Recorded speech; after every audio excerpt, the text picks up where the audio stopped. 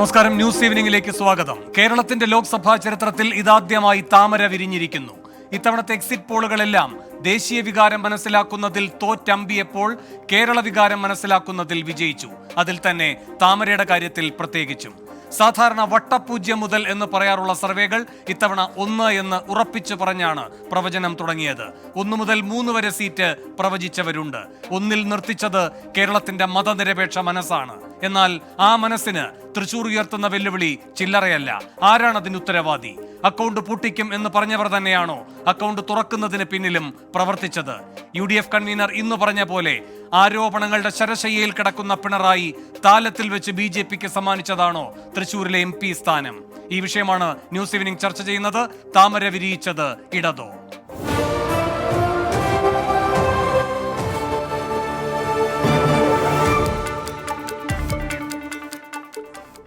ഈ വിഷയത്തിൽ പ്രതികരിക്കാൻ കോൺഗ്രസിൽ നിന്ന് KP നൌഷാദ് അലി, CPM-ൽ നിന്നും ഡോക്ടർ VPP മുസ്തഫ, BJP-യിൽ നിന്ന് P കൃഷ്ണദാസ്, മാധ്യമപ്രവർത്തകൻ NP ചെക്കുട്ടി എന്നിവരാണ് ന്യൂസ് ഈവനിംഗിൽ അതിഥികളായി തത്സമയം പങ്കുചേരുന്നത്. ഇപ്പോൾ നൌഷാദ് അലി മാത്രമാണുള്ളത്. മറ്റ് അതിഥികൾ അല്പസമയത്തിനകം പങ്കുചേരും എന്ന് പ്രതീക്ഷിക്കുന്നു.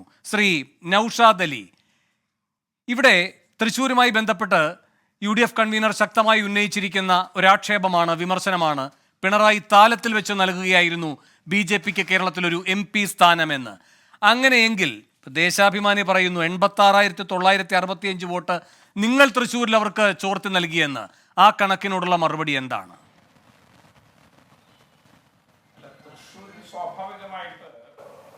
UDF-ന് വോട്ട് കുറഞ്ഞു പോയത് കൊണ്ടാണ് ഞങ്ങൾ 3-ാം സ്ഥാനത്തെത്തിയത്. അതിൻ്റെ കാര്യകാരണങ്ങളൊക്കെ പരിശോധിക്കുകയും വേണ്ട നടപടികളൊക്കെ കൈക്കൊള്ളുകയൊക്കെ ചെയ്യും. അത് രണ്ടാമത്തെ ഒരു കാര്യം. പക്ഷേ തെരഞ്ഞെടുപ്പിന് മുമ്പ് തന്നെ ഇവിടെ ജവഡേക്കറും EP ജയരാജനും ഒക്കെ ചർച്ച നടത്തുകയും അവരൊക്കെ പല ധാരണകളിൽ ഏർപ്പെടുകയൊക്കെ ചെയ്തതിൻ്റെയൊക്കെ വാർത്തകളൊക്കെ നമ്മുടെ മുമ്പിലുണ്ട്. അത്തരം കാര്യങ്ങളുമായിട്ടാണ് അതിനെ കൂടുതലായിട്ട് കൂട്ടി വായിക്കാൻ യുക്തിസഹമായ സാഹചര്യമുള്ളത്. അല്ലാതെ ഒരു തെരഞ്ഞെടുപ്പിൽ ഒരു പാർട്ടിക്കും മുന്നണിക്കും ഒക്കെ വോട്ട് കുറഞ്ഞു പോവുക എന്നുള്ളത് തോൽക്കുമ്പോൾ നടക്കുന്നൊരു സ്വാഭാവികതയാണ്. അതിൻ്റെ കാരണങ്ങൾ അത് തീർച്ചയായിട്ടും ഉണ്ടാവും, അത് നമുക്ക് പരിശോധിക്കാം. പക്ഷെ ഇവിടെ ഇങ്ങനൊരു മുൻകൂർ ചില കൊടുക്കൽ വാങ്ങലുകളുടെ അന്തരീക്ഷം നമ്മുടെ കേരള സംസ്ഥാനത്ത് ഉണ്ടായിട്ടുണ്ട്. BJPക്കുണ്ടായ വോട്ടിംഗ് ശതമാനത്തിന്റെ വർധനയായാലും 11 നിയമസഭാ മണ്ഡലങ്ങളിൽ അവർ മുന്നിലെത്തുന്ന സാഹചര്യം ഉണ്ടായിട്ടുണ്ട്. 9-10 ഇടങ്ങളിൽ രണ്ടാമതെത്തിയിട്ടുണ്ട്. ഇതിന്റെയൊക്കെ കാര്യകാരണങ്ങളിൽ ഒന്നാമത്തെ കാരണമായിട്ട് വളരെ ലളിതമായിട്ട് നമുക്ക് അത്തരം കാര്യങ്ങൾ ചേർത്ത് പറയാൻ പറ്റുമെന്നുള്ളത് ഞാൻ പറയുകയാണ്. പിന്നെ വീണ്ടും ഞാൻ മറ്റൊരു നിരീക്ഷണം നിങ്ങളോട് പങ്കുവെക്കുന്നത്, ഞാനിങ്ങനെ ഓർത്തു പോവുകയാണ്, ഒരു പക്ഷേ കേരളത്തിലെ രാഷ്ട്രീയ അല്ലെങ്കിൽ കേരളത്തിന്റെ തെരഞ്ഞെടുപ്പ് ഈ 2ാം ഘട്ടത്തിൽ അല്ലായിരുന്നുവെങ്കിൽ അത് ഒരുപാട് ക്ഷീണം ദേശീയ തലത്തിൽ തന്നെ സംഭവിച്ചേനെ എന്ന് ഞാൻ പലപ്പോഴും ഓർക്കാറുണ്ട്. കാരണം ഈ 2ാം ഘട്ടത്തിന് ശേഷമാണ് നിരന്തരമായിട്ട് നരേന്ദ്രമോദി വർഗീയ ധ്രുവീകരണത്തിന്റെ പ്രസ്താവനകൾ നടത്തിയത്. നമ്മൾ ആരും അതിൽ കയറി കൊത്താതിരുന്നത് കൊണ്ട് അതൊക്കെ അങ്ങ് സൈഡ് ലൈൻ ചെയ്യപ്പെട്ടു പോയി. പക്ഷെ അല്ല, ഇതെല്ലാം വസ്തുതാപരമായി തന്നെ ആയിരിക്കണമല്ലോ നമ്മുടെ പ്രതികരണങ്ങൾ. 26-നാണ് അല്ലേ കേരളത്തിൽ 2ാം ഘട്ടത്തിലാണ് കേരളത്തിൽ വിധിയെഴുത്ത്. 26-ന് 21-ാം തീയതിയാണ് രാജസ്ഥാനിലെ ബൻസ്വാരയിൽ ഏറ്റവും ശക്തമായി മോദി തുടങ്ങിവെച്ച വിദ്വേഷണ പ്രഭാഷണത്തിന്റെ തുടക്കം. അത് കേരളത്തിൽ കേൾക്കാതിരിക്കുമോ? അല്ല, ഞാൻ പറഞ്ഞത് പൂർണ്ണമായിട്ട് വേണു കേൾക്കാത്തോണ്ടാണ് എന്റെ ചോദ്യം ചോദിച്ചത്. അതായത് ഇവിടെ നരേന്ദ്രമോദി ഉണ്ടാക്കുന്ന വലിയ വർഗീയ പ്രചരണങ്ങൾ, ആ പ്രചരണങ്ങളെ ഏറ്റുപിടിക്കാത്തത് കൊണ്ടാണ് അതൊക്കെ അലിഞ്ഞില്ലാതായി മാറിയത്. നമ്മളെപ്പോഴും തൊഴിലില്ലായ്മയും പട്ടിണിയും വിലക്കയറ്റവും മാത്രം പറഞ്ഞുകൊണ്ടിരുന്നു. പിന്നെ ഇവിടുത്തെ ഭരണഘടന തിരുത്തും, ദളിതന്മാരുടെ അവകാശങ്ങൾ കവർന്നെടുക്കപ്പെടും എന്ന് ഞങ്ങൾ പറഞ്ഞുകൊണ്ടേയിരുന്നു മോദി ഒരു വശത്ത് പറയുമ്പോൾ. പക്ഷേ കേരളത്തിലെ തെരഞ്ഞെടുപ്പ് ഒന്ന് വൈകിയായിരുന്നുവെങ്കിൽ CPM നിരന്തരം ഇവിടെ വിഷയം ഉയർത്തും. എന്താ കോൺഗ്രസിന്റെ നിലപാട്? അല്ലേ തന്നെ UCC-യിൽ നിലപാടില്ല, മുത്തലാഖിൽ നിലപാടില്ല, പൗരത്വ നിയമത്തിൽ നിലപാടില്ല എന്നൊക്കെ പറഞ്ഞ് വലിയ തോതിൽ അവരിവിടെ ധ്രുവീകരണത്തിനും വോട്ട് കിട്ടാനൊക്കെ ശ്രമിച്ചിരുന്നു. അതേ പണി അവര് നരേന്ദ്രമോദി പുതുതായി ഉയർത്തുന്ന നരേറ്റീവുകൾ ചേർത്ത് പറയും. കോൺഗ്രസിന് ചിലപ്പോൾ കേരളത്തിൽ ജയിക്കേണ്ടത് അത്യാവശ്യമാണ്, ഞങ്ങൾക്ക് അത് ഏറ്റുപിടിക്കേണ്ട ഒരു ഗതികേട് വന്നേനെ. ഏതായാലും അത്തരം ഒരു ഗതികേടിൽ നിന്ന് രക്ഷപ്പെടാൻ കാരണം 2ാം ഘട്ടത്തിൽ തന്നെ കേരളത്തിലെ വോട്ടെടുപ്പ് കഴിഞ്ഞു. അതുകൊണ്ട് ദേശീയ തലത്തിൽ തന്നെ കോൺഗ്രസ് വലിയൊരു പ്രതിസന്ധിയിൽ നിന്ന് രക്ഷപ്പെട്ടു. ഈ CPM-ന്റെ ഈ കേരള കോർണർ ആയിട്ടുള്ള ഈ സങ്കുചിത രാഷ്ട്രീയത്തിൽ നിന്ന് രക്ഷപ്പെട്ടു എന്ന് പലപ്പോഴും. പക്ഷേ ശ്രീ നൌഷാദ് അലി, ഈ 21-ാം തീയതി മോദിയുടെ നാവ് എന്തൊക്കെയാണോ ഉച്ചരിച്ചത് അത് കേട്ടില്ലേ കേരളത്തിലെ വോട്ടർമാർ? കേരളത്തിലെ വോട്ടർമാരുടെ മനസ്സിനെ അത് സ്വാധീനിക്കാതെ ഇരുന്നോ? ഇപ്പോൾ തൃശ്ശൂർ ഒഴിച്ചു കഴിഞ്ഞാൽ ബാക്കി എല്ലായിടവും ഭദ്രമെന്ന് വേണമെങ്കിൽ പറയാം. അങ്ങ് പറഞ്ഞ ചില പ്രശ്നങ്ങളുണ്ട്. 11ഓളം മണ്ഡലങ്ങളിൽ അവരിപ്പോഴും നിയമസഭാ മണ്ഡലങ്ങളിൽ അവർ ഒന്നാം സ്ഥാനത്ത് നിൽക്കുന്നു എന്ന് പറയുന്ന ഒരു ഭീഷണിയുണ്ട്. പക്ഷെ അപ്പോഴും ഈ ബൻസ്വാര പ്രസംഗത്തിന് ശേഷം ഇതാണ് മോദി, നാം ഈ പൂരപ്പറമ്പിൽ കണ്ടയാളല്ല, നമ്മൾ ഈ പത്തനംതിട്ടയിൽ കണ്ടയാളല്ല, നമ്മൾ മറ്റ് സ്ഥലങ്ങളിൽ ഇദ്ദേഹം വന്നപ്പോൾ കണ്ടയാളല്ല, യഥാർത്ഥത്തിലുള്ള മോദി ഇതാണ് എന്ന് വ്യക്തമാക്കിയ പ്രഭാഷണമായിരുന്നു അത് ബൻസ്വാര, അല്ലേ? തൃശ്ശൂരിൽ എന്നിട്ട് എന്തുകൊണ്ട് അത് ഈ രൂപത്തിലേക്ക് മാറി? ഞാൻ ഒന്ന് പൂർത്തിയാക്കിക്കോട്ടെ. 38% ന്യൂനപക്ഷം തൃശ്ശൂരിൽ, പ്രത്യേകിച്ചും ഈ ക്രിസ്ത്യൻ മുസ്ലിം വിഭാഗത്തെ ചേർത്ത് കഴിഞ്ഞാൽ. നമ്മുടെ ഗുരുവായൂർ എത്ര മാതൃകാപരമായി ചിന്തിച്ചു. അവിടെ മാത്രമാണല്ലോ മുരളി ഒന്നാം സ്ഥാനത്തേക്ക് വരികയും ചെയ്തത്. അപ്പോൾ മുസ്ലിം ന്യൂനപക്ഷത്തിന് ഈ കാര്യത്തിൽ കൃത്യമായ നിലപാടുണ്ടായിരുന്നു കേരളത്തിലെമ്പാടും. അതുപോലെ തന്നെ അതിൽ ഒരു അപവാദമായില്ല തൃശ്ശൂരും. എന്തേ അവിടെ ഒരു കൂട്ടർ മാറി ഒന്ന് ചിന്തിച്ചു? അല്ല, എനിക്ക് വേണുവിൻ്റെ ഒരു പരാമർശത്തിൽ എനിക്ക് ചില സംശയമുണ്ട്. ഈ രാജസ്ഥാനിലെ മോദിയുടെ പ്രസംഗം 21-ാം തീയതി ആണോ എന്നുള്ള കാര്യത്തിൽ എനിക്ക് ചെറിയൊരു സംശയമുണ്ട്.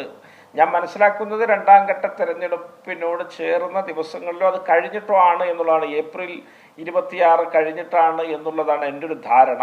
ഏതായാലും ഈ തൃശ്ശൂരിലെ തെരഞ്ഞെടുപ്പും വിജയമാണ് വിഷയമെങ്കിൽ അവിടെ അതൊരു വ്യക്തിഗതമായ സുരേഷ് ഗോപിയുടെ വിജയമാണ് എന്നൊരു നിരീക്ഷണത്തിനാണ് നമ്മുടെ ഇടയിലൊക്കെ പ്രാമുഖ്യം കൂടുതൽ. കാരണം അദ്ദേഹം അവിടെ നിരന്തരമായിട്ട് ലോക്സഭയിലും നിയമസഭയിലൊക്കെ നിന്ന് തോൽക്കുന്നു. രാജ്യസഭയിൽ അദ്ദേഹത്തിൻ്റെ അംഗത്വവുമായിട്ട് ബന്ധപ്പെട്ട MP ലാഡ്സ് മുഴുവൻ അവിടെ ചെലവഴിക്കുന്നു.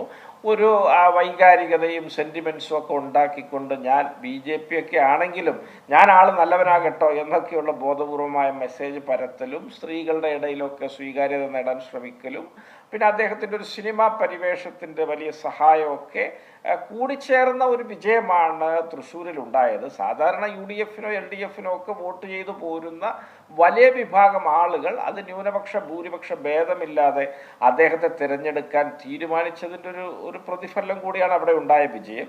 പക്ഷേ സുരേഷ് ഗോപിക്ക് പകരം മറ്റേതെങ്കിലും ഒരു BJP സ്ഥാനാർത്ഥിയായിരുന്നു അവിടെ നിന്നിരുന്നതെങ്കിൽ ഇത്തരമൊരു റിസൾട്ട് ഉണ്ടാകുമായിരുന്നില്ല.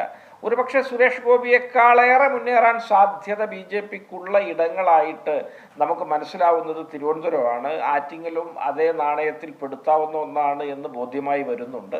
അവിടങ്ങളിലൊക്കെ എങ്ങനെ മത്സരിച്ചാലും അവസാനം BJP തോൽക്കുന്ന ഒരു സാഹചര്യമുണ്ട്. ആ സാഹചര്യം തൃശ്ശൂരിൽ സംഭവിക്കാതിരുന്നത് അത് സുരേഷ് ഗോപി എന്നൊരു വ്യക്തി ആയതുകൊണ്ടാണ് എന്നുള്ളതാണ് ഞാൻ മനസ്സിലാക്കുന്നത്. സുരേഷ് ഗോപിയും അതിനാനുപാതികമായ രീതിയിൽ തന്നെയാണ് അദ്ദേഹത്തിൻ്റെ വിജയത്തിന് ശേഷം മാധ്യമങ്ങളോട് സംസാരിച്ചപ്പോൾ പ്രതികരിച്ചത്.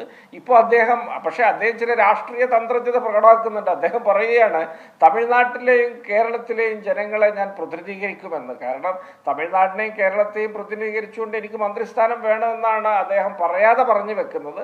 അപ്പോൾ ഇങ്ങനെയൊക്കെയുള്ള സാഹചര്യങ്ങളൊക്കെ മുൻനിർത്തി വേണം നമ്മൾ തൃശ്ശൂരിനെ ശരി. ശ്രീ നൗഷാദ് അലി, അങ്ങും പരിശോധിക്കൂ. ഏപ്രിൽ 21 തന്നെ ആയിരുന്നോ ബൻസ്വാരയിൽ മോദി പ്രസംഗിച്ചത് എന്ന് എൻ്റെ മനസ്സിലാക്കൽ അതാണ്. ഞാൻ ഇപ്പോൾ നോക്കുമ്പോഴും അങ്ങനെയാണ് കാണുന്നത്. പക്ഷേ എന്തെങ്കിലും പിഴവുണ്ടെങ്കിൽ ഞാൻ തിരുത്താൻ തയ്യാറാണ്. അങ്ങൊന്ന് പരിശോധിച്ചോളൂ. അപ്പോഴേക്ക് ശ്രീ P. കൃഷ്ണദാസും ഇപ്പോഴുണ്ട്, തത്സമയം BJP നേതാവ്. ശ്രീ P. കൃഷ്ണദാസ്, ഈ തൃശ്ശൂരിൽ ആരുടെ വോട്ട് ചോർച്ചയാണ് നിങ്ങളുടെ വിജയത്തിലേക്ക് എത്തിച്ചത്? ഈ വേണു ഈ തെരഞ്ഞെടുപ്പിന്റെ റിസൾട്ട് വന്നതിന് ശേഷം ബഹുമാനപ്പെട്ട ശ്രീ സുരേഷ് ഗോപി അദ്ദേഹം തന്നെ പറഞ്ഞു എല്ലാ വിഭാഗം ആളുകളിൽ നിന്നും BJP-ക്ക് അദ്ദേഹത്തിന് അനുകൂലമായിട്ടുള്ള ഒരു വോട്ട് ഷെയർ ഷിഫ്റ്റ് ഉണ്ടായിട്ടുണ്ട്. അത് എല്ലാ വിഭാഗം ആളുകളിൽ നിന്നും ഉണ്ടായിട്ടുണ്ട് എന്നുള്ളതാണ്. അത് കോൺഗ്രസ്സുകാരുണ്ടാവാം, അതിൽ CPM-കാരുണ്ടാവാം, CPI-കാരുണ്ടാവാം, സാധാരണക്കാരായിട്ടുള്ള ആളുകളുണ്ടാവാം, സ്ത്രീകള്, കുട്ടികള്, സ്ത്രീകള്, യുവാക്കള്, യുവതികള്, എല്ലാ വിഭാഗത്തിൽപ്പെട്ടിട്ടുള്ള ആളുകളും. ആ തരത്തിൽ തൃശൂർ മണ്ഡലത്തിൽ അദ്ദേഹം കഴിഞ്ഞ കാലഘട്ടങ്ങളിൽ നടത്തിയിട്ടുള്ള പ്രവർത്തനത്തെ സംബന്ധിച്ച് ജനങ്ങൾക്കുണ്ടായിട്ടുള്ള അദ്ദേഹത്തോടുള്ള താല്പര്യത്തെ സംബന്ധിച്ച് BJP അവിടെ നിലവിൽ BJP-ക്ക് ഉണ്ടായിരുന്ന വോട്ട് ഷെയറിന്റെ പെർസെന്റേജിന്റെ വർധനവ്, കഴിഞ്ഞ 2 തെരഞ്ഞെടുപ്പുകളിലായി ഉണ്ടായിട്ടുള്ള വർധനവ്, അതെല്ലാം കണക്കിലെടുക്കുമ്പോൾ അദ്ദേഹത്തിൻ്റെതായിട്ടുള്ള വോട്ട് ഷെയറിന്റെ വർധനവും അതോടൊപ്പം തന്നെ BJP-ക്ക് അനുകൂലമായി ഉണ്ടായിട്ടുള്ള എല്ലാ മണ്ഡലങ്ങളിലും ഉണ്ടായിട്ടുള്ള വോട്ട് ഷെയർ, ഇപ്പോൾ ആറ്റിങ്ങൽ മണ്ഡലത്തിലാണെങ്കിലും തിരുവനന്തപുരത്താണെങ്കിലും ആലപ്പുഴയിലാണെങ്കിലും BJP-ക്ക് വോട്ട് വർദ്ധിക്കാത്ത ആകെ ഒരു മണ്ഡലത്തിൽ മാത്രമാണ് BJP-ക്ക് വോട്ട് വർദ്ധിക്കാതിരുന്നത്. ബാക്കി എല്ലാ മണ്ഡലത്തിലും BJP-ക്കോ NDA-ക്കോ വോട്ട് വർദ്ധിക്കുന്ന സാഹചര്യമാണ് അത് ഏത് മണ്ഡലമായിരുന്നു? ഗുരുവായൂരല്ലേ? അല്ല, ഞാൻ പറഞ്ഞത് പാർലമെന്റ് മണ്ഡലത്തെ ആ ശരി. സംബന്ധിച്ചാണ്. അല്ല, നമുക്ക് അത് തൃശ്ശൂരിലേക്ക് തന്നെ തൃശ്ശൂരിലെ വരാം. ഒരു തൃശ്ശൂരിലേക്ക് തന്നെ വരാം. അങ്ങ് അതിലെ കാര്യങ്ങൾ ആദ്യം ഒന്ന് പറയൂ. തൃശ്ശൂരിൽ സ്വാഭാവികമായും ഗുരുവായൂർ അസംബ്ലി മണ്ഡലം ഒഴിച്ച് ബാക്കി ഏതാണ്ട് എല്ലാ അസംബ്ലി മണ്ഡലത്തിലും തന്നെ നല്ല രീതിയിൽ വോട്ടുകൾ വർദ്ധിക്കുന്ന സാഹചര്യമുണ്ടായി. ഗുരുവായൂരിൽ എന്തുകൊണ്ട് അങ്ങനെ കിട്ടിയില്ല?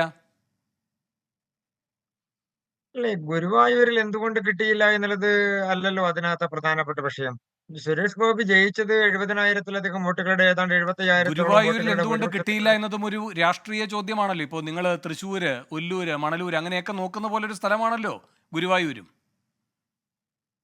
ഗുരുവായൂരിൽ അതിന് പ്രത്യേകിച്ച് അതിൻ്റെതായിട്ടുള്ള ഒരു അസംബ്ലി സെഗ്മെന്റിനെ സംബന്ധിക്കുന്ന ഒരു കാരണം കണ്ടെത്തേണ്ട സാഹചര്യം നിലവിലുണ്ടോ? അങ്ങനെയില്ലല്ലോ. നിശ്ചയമായും നിലവിൽ ഉണ്ട്. നിശ്ചയമായും ഉണ്ട്.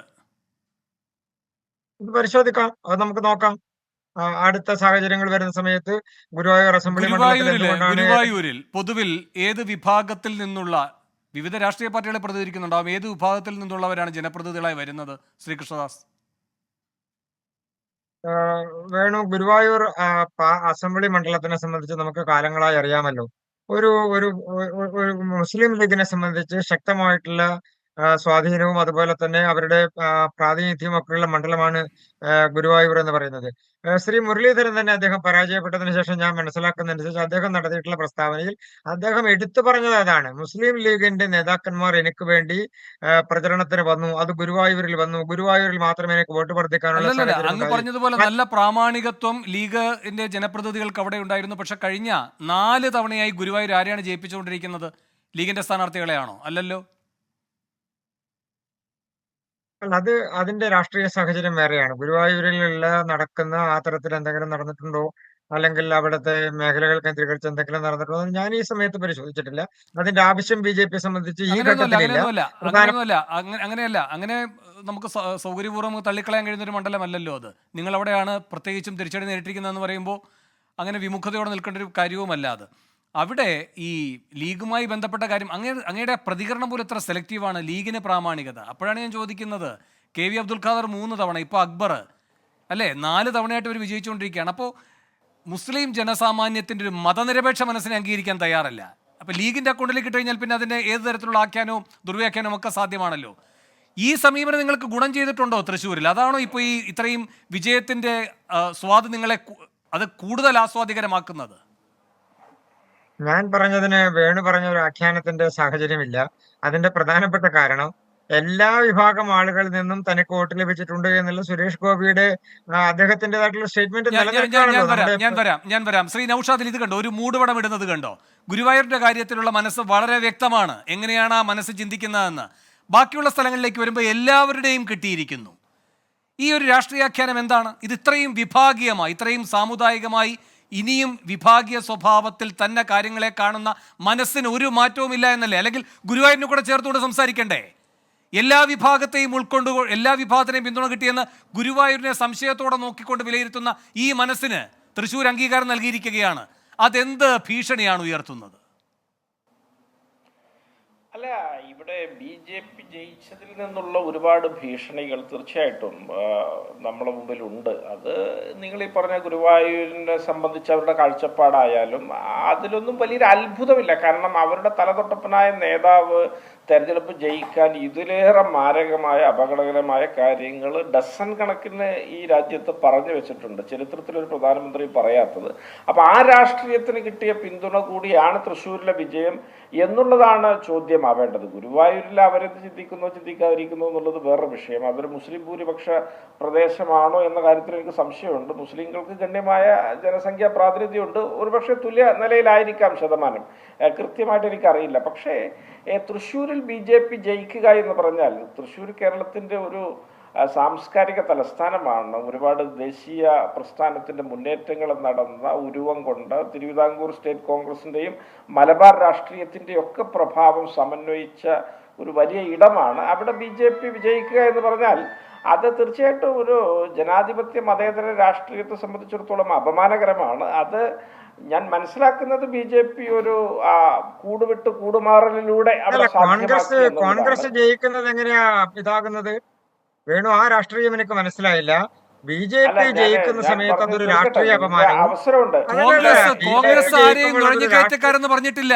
കോൺഗ്രസ് ആരെയും ഒരുപാട് പ്രസവിച്ചു കൂട്ടുന്ന കൂട്ടരെന്ന് പറഞ്ഞിട്ടില്ല. ഈ ഒരുപാട് പ്രസവിച്ചു കൂട്ടുന്നു എന്ന് പറയുന്ന ആൾ അഞ്ചാമനാണ്. മോദി എന്ന് പറയുന്നത് 6 അംഗ കുടുംബത്തിലെ അഞ്ചാമനാണ്. അല്ല, വേണു എന്ത് രാഷ്ട്രീയമാണ് പറഞ്ഞതെന്ന് എനിക്ക് മനസ്സിലായില്ല. അല്ല, നുഴഞ്ഞു കയറ്റക്കാർ ഒരുപാട് പ്രസവിക്കുന്നവർ എന്നൊക്കെ ബെൻസ്വാരയിൽ പറഞ്ഞത് അങ്ങയുടെ പ്രധാനമന്ത്രിയാണ്, അങ്ങയുടെ പ്രധാനമന്ത്രി നരേന്ദ്രമോദിയാണ്. ഞാൻ പറയായിരുന്നു ഒരുപാട് പേർ പ്രസവിച്ചുവെങ്കിൽ അത് നരേന്ദ്രമോദിയുടെ കുടുംബത്തിന് ബാധകമാണ്. 6 പേർ പ്രസവിച്ചു, അതിൽ അഞ്ചാമൻ. അല്ല, കോൺഗ്രസ് അങ്ങനെ പറഞ്ഞിട്ടില്ലെന്നേ. കോൺഗ്രസ് പറഞ്ഞിട്ടില്ല ഏതെങ്കിലും ഒരു മതവിഭാഗം നുഴഞ്ഞു കയറ്റക്കാരാണ് എന്ന്. ഒരുപാട് പേരെ പ്രസവിച്ചു കൂട്ടുന്നവരാണെന്ന് പറഞ്ഞിട്ടില്ല. നിങ്ങളുടെ പ്രധാനമന്ത്രി അങ്ങനെ പറഞ്ഞിട്ടുണ്ട്. അതാണ് നിങ്ങളും കോൺഗ്രസ് തമ്മിലുള്ള വ്യത്യാസം. അങ്ങനെ പോവല്ലേ, അങ്ങ് പോവല്ലേ. നുഴഞ്ഞു കയറ്റക്കാരെ സംബന്ധിച്ച് ഞങ്ങൾക്ക് ഞങ്ങളുടേതായ രാഷ്ട്രീയമുണ്ട്, ഞങ്ങളുടേതായ നിലപാടുണ്ട്. അത് രാഷ്ട്രീയം മാത്രമല്ല, നിലപാട് കൂടിയാണ്. മാത്രമേ പറഞ്ഞുള്ളൂ, അല്ലാതെ വേറെ അല്ല, ഈ നുഴഞ്ഞുകയറ്റക്കാരുടെ വലിയ സംരക്ഷകരായിട്ടാണല്ലോ ബംഗാളിലേക്ക് പോയത് നിങ്ങൾ, അല്ലേ? ഈ നുഴഞ്ഞുകയറ്റമൊക്കെ വലിയ വിഷയമായി അവിടെ ഉന്നയിച്ചു. അല്ലല്ല ശ്രീകൃഷ്ണദാസ്, വലിയ ഒരു അവിടെ പോലും നിങ്ങളുടെ ഈ ഗുരുവായൂർ മനോഭാവമാണ്. അവിടെയും മുസ്ലിങ്ങളെയാണ് അങ്ങനെ നുഴഞ്ഞുകയറ്റക്കാരായി കാണുന്നത്. മറ്റൊരു വിഭാഗത്തെ അങ്ങനെയല്ല, ഈ ദേശീയധാരയിലേക്ക് ഉൾക്കൊണ്ടേണ്ടവരാണ് എന്ന നിലപാടെടുത്തു. അവിടെയൊന്നും നിങ്ങൾ പച്ച തൊട്ടില്ല കേട്ടോ ശ്രീകൃഷ്ണദാസ്. നുഴഞ്ഞു കയറ്റക്കാരെന്ന് പറയുന്നിടത്ത് അതിന് രാഷ്ട്രീയമില്ല, അതിന് മതമില്ല, അതിന് ജാതിയില്ല, ഒന്നുമില്ല. നുഴഞ്ഞു കയറ്റക്കാർ തന്നെയാണ് ഈ രാജ്യത്തെ. അങ്ങനെയല്ല. ബംഗാളിൽ നിങ്ങൾ 2 നിലപാടെടുത്തു. അതൊന്നും കൃഷ്ണദാസൻ അറിയാത്തല്ലേ. അങ്ങനെ തെറ്റിദ്ധരിപ്പിക്കല്ലേ. അതെങ്ങനെയാ തെറ്റിദ്ധരിപ്പിക്കലാകുന്നത്? ഞങ്ങൾക്ക് ബംഗാളിൽ വോട്ട് പറഞ്ഞതിന്റെ റീസൺ അതാണ് എന്ന് നിങ്ങളോട് ആര് പറഞ്ഞു? അങ്ങനെ ഒരു വിലയിരുത്തലുണ്ടോ? അങ്ങനെയല്ലോ. ആ മേഖലയിൽ നിങ്ങൾ തോറ്റു തുന്നം പാടി. അത് തന്നെയാണ് അതിന്റെ കാര്യം. നിങ്ങൾ അതിനെ ഉടനെ തന്നെ അത് ബംഗാളുമായി കൂട്ടിക്കെട്ടുകയും ഉടനെ തന്നെ അതിന് ഏതെങ്കിലും ഒരു മതവുമായി കൂട്ടിക്കെട്ടുകയും ശ്രമിച്ചു. നുഴഞ്ഞു കയറ്റം എന്ന് പറഞ്ഞാൽ ഈ രാജ്യത്തേക്ക് ഏത് രാജ്യത്തും നുഴഞ്ഞു കയറിയാലും അത് ജാതി മതമൊന്നും ഇല്ലെന്നേ. ആര് നുഴഞ്ഞു കയറിയാലും അതിനെ സംബന്ധിച്ച് നുഴഞ്ഞു കയറ്റം അത് ഞങ്ങൾക്ക് നിലപാടുണ്ട്, രാഷ്ട്രീയ നിലപാടുണ്ട് നുഴഞ്ഞുകയറ്റത്തെ സംബന്ധിച്ച്. അങ്ങനെയല്ല ഞാൻ പറഞ്ഞത്. ബംഗാളിൽ നിങ്ങൾ മുസ്ലിങ്ങളെ നുഴഞ്ഞുകയറ്റക്കാരായി കാണുന്നു, അതുപോലെ തന്നെ മറ്റൊരു വിഭാഗത്തെ ദേശീയധാരയിലേക്ക് ഉൾക്കൊള്ളേണ്ടവരാണ് എന്ന രൂപത്തിൽ പറയുന്നു. അല്ലെന്നേ,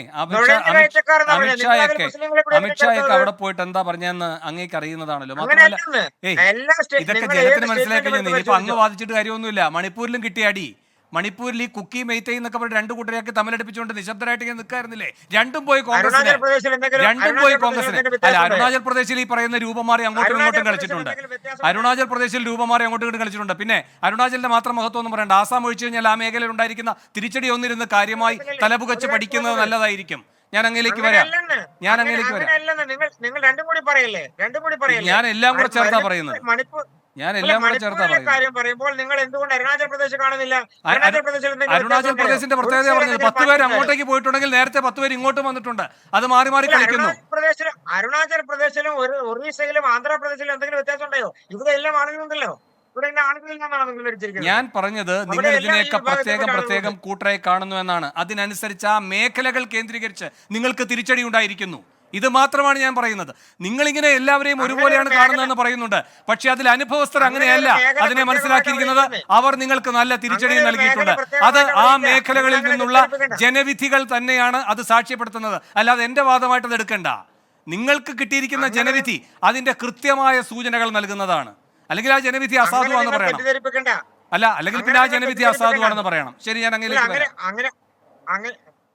അങ്ങയിലേക്ക് വരാം. ശ്രീ NP ചെക്കുട്ടി, നമ്മൾ സംശയിച്ചിരുന്നു പൊതുവിൽ ഒന്നുകിൽ തിരുവനന്തപുരത്ത് അല്ലെങ്കിൽ തൃശ്ശൂരിൽ താമര വിരിയും. കാരണം BJPയും CPMഉം തമ്മിലൊരു അന്തർധാര ഉണ്ടാകാമെന്ന്. രണ്ടിടത്തും CPI ആണ്. ഉള്ള വോട്ട് കൃത്യമായി പിടിച്ചാൽ തന്നെ BJPക്ക് ജയിക്കാനുള്ള അവസരമാകും. അപ്പോൾ ഞങ്ങളുടെ വോട്ട് പോയിട്ടില്ല എന്ന ഏറ്റവും വലിയ ഡിഫൻസ് തന്നെ ഈ അന്തർധാരയുടെ ഏറ്റവും ശക്തമായ സാക്ഷ്യപ്പെടുത്തലല്ലേ ശ്രീ NP ചെക്കുട്ടി? അങ്ങനെയെങ്കിൽ കേരളത്തിൽ തൃശ്ശൂരിൽ താമര വിരിയിച്ചത് അതിൻ്റെ ഉത്തരവാദിത്തം ആർക്കാണ്? ഇടതുപക്ഷത്തിനല്ലാതെ. അല്ല, അതിൽ ഞാൻ ഈ അന്തർധാര സിദ്ധാന്തത്തിനോട് എനിക്ക് അത്ര യോജിപ്പില്ല. കാരണം CPMലെ ഏതെങ്കിലും ഒരു നേതാവ് സാധാരണ നിലയിൽ ആ പാർട്ടി നമ്മൾ അറിയുന്ന പാർട്ടിയാണ്, 10, 40, 50 വർഷമായിട്ട് അറിയുന്നൊരു പാർട്ടിയാണ്. ആ പാർട്ടി BJPക്ക് വോട്ട് ചെയ്യണം എന്ന് അനുയായികളോട് പറയും എന്ന് ഞാൻ സത്യത്തിൽ കരുതുന്നില്ല. കാരണം ഞാൻ ആ പാർട്ടിയിൽ കുറേ കാലം പ്രവർത്തിച്ചത് കൊണ്ടുകൂടി. രണ്ടാമത്തെ കാര്യം, പിണറായി വിജയൻ മുഖ്യമന്ത്രി എന്ന നിലയിലും അദ്ദേഹത്തിൻ്റെ കുടുംബപരമായ ചില പ്രതിസന്ധികൾ കാരണവും കേന്ദ്രത്തിൽ ഭരിക്കുന്ന രാഷ്ട്രീയ പാർട്ടിയോടും അതിൻ്റെ അധികാരികളോടുമായിട്ട് പലതരത്തിലുള്ള ഒരു കോംപ്രമൈസിങ് പൊസിഷൻ, അതൊരു റിയാലിറ്റിയാണ്. അത് അദ്ദേഹത്തിൻ്റെ ഒരു ഗതികേട് എന്ന് പറയാം. പക്ഷേ അങ്ങനെ ഇരിക്കുമ്പോൾ പോലും തൃശ്ശൂരോ അല്ലെങ്കിൽ തിരുവനന്തപുരത്ത് ഇരിക്കുന്ന പാർട്ടിക്കാരോട് നിങ്ങൾ മറുഭാഗത്തേക്ക് വോട്ട് ചെയ്യണം എന്ന് പറഞ്ഞാൽ അതൊന്നും ഒരു നിലയ്ക്ക് നടക്കില്ല. പക്ഷേ വോട്ട് മാറിയിട്ടുണ്ട്. വോട്ട് തിരുവനന്തപുരത്തും പിന്നെ തൃശ്ശൂരും മാത്രമല്ല മാറിയിരിക്കുന്നത്, കയ്യൂരിലും കരിവള്ളൂരിലും തലശ്ശേരിയിലും മുനയംകുന്നിലും മാറിയിട്ടുണ്ട്. CPM-ന്റെ ഏറ്റവും അടിസ്ഥാനപരമായിട്ടുള്ള ഏറ്റവും വലിയ കോട്ടകളിൽ ഇപ്പോൾ ഞാൻ ഈ കണക്കുകൾ നോക്കിയ സമയത്ത് ഏറ്റവും വലിയ CPM-ന്റെ ഒരു തരത്തിലും മറ്റാർക്കും ഒരു കാക്ക പറക്കാത്ത സ്ഥലങ്ങളിൽ പോലും ഇപ്പോൾ ഇത്തവണ BJP-ക്ക് വോട്ട് പോയിട്ടുണ്ട്, കോൺഗ്രസിന് വോട്ട് പോയിട്ടുണ്ട്. അപ്പോൾ ആ സാഹചര്യത്തിൽ CPM-നെ സംബന്ധിച്ചിടത്തോളം വലിയ തോതിൽ കേരളത്തിലെ മിക്കവാറും എല്ലാ മണ്ഡലങ്ങളിലും CPM-ന്ന് വോട്ട് മറിഞ്ഞു പോയിട്ടുണ്ട്. അതിലൊരു വലിയ പങ്ക് UDF-ലേക്ക് പോയിട്ടുണ്ട്, മറ്റൊരു പങ്ക് BJP-യിലേക്ക് പോയിട്ടുണ്ട്. അപ്പോൾ അതാണ് യഥാർത്ഥത്തിലുള്ള പ്രശ്നം. തൃശ്ശൂരെ സംബന്ധിച്ചിടത്തോളം തീർച്ചയായും തൃശ്ശൂർ വളരെ സ്പെസിഫിക് ആയിട്ട് കഴിഞ്ഞ ഒരു 5 വർഷത്തെ റിസൾട്ട് നമ്മൾ നോക്കിയാലും നേരത്തെ 6-7% ഉണ്ടായിരുന്ന സ്ഥലത്തുനിന്ന് സുരേഷ് ഗോപി വന്നപ്പോൾ അദ്ദേഹം 17% അഡീഷണൽ വോട്ട് നേടി. അദ്ദേഹം സത്യത്തിൽ 17% വോട്ട് കേരളത്തിൽ BJP-യുടെ സ്ഥാനാർത്ഥി നേടുക വലിയ അത്ഭുതമായിരുന്നു. പക്ഷെ അത് നേടി. അതേപോലെ തന്നെ പിന്നെ ശോഭാ സുരേന്ദ്രൻ എനിക്ക് തോന്നുന്നത് ആറ്റിങ്ങിൽ 12% വോട്ട് കഴിഞ്ഞാൽ നേടിയിരുന്നു.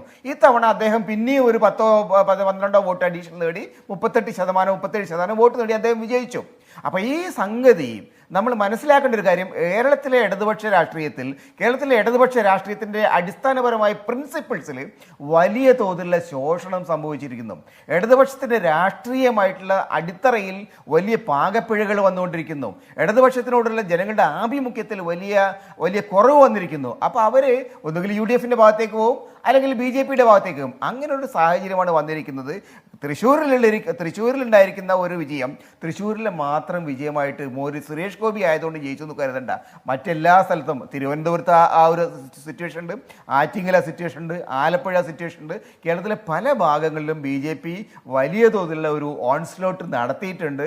ഇന്നല്ലെങ്കിൽ നാളെ BJP കുറെ കൂടി ഒരു തേർഡ് ഫോഴ്സ് ആയിട്ട് കേരളത്തിൽ വരും എന്ന കാര്യത്തിൽ ഒരു സംശയവുമില്ല.